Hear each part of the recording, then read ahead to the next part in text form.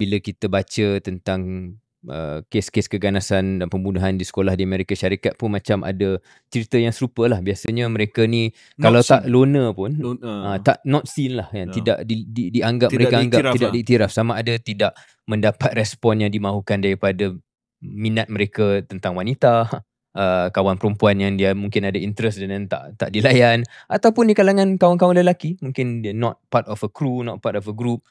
This concept were not being seen, dan responnya banyak respon lain yang orang biasa akan buat, tetapi untuk segelintir individu responnya adalah keganasan as a part of I don't know, I guess sticking two fingers up to the crowd lah, ataupun menunjukkan bahawa okay, awak dah layan saya macam ni sekian lama, inilah cara saya menunjukkan saya menang, ataupun saya terpaksa buat sesuatu untuk dirasakan bahawa saya ni ada nilai, saya ni ada value.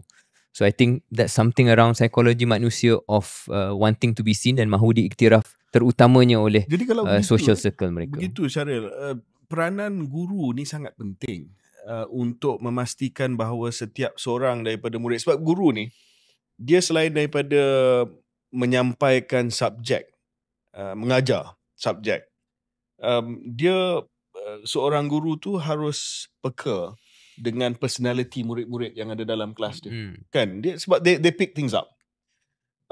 Dan mereka sepatutnya mengambil tahu juga tentang kesihatan sosial murid mereka. Guru itu adalah first point of contact yang mungkin boleh sampaikan kepada guru counselling bahawa mungkin murid A ataupun B nampak macam dia trouble sikit.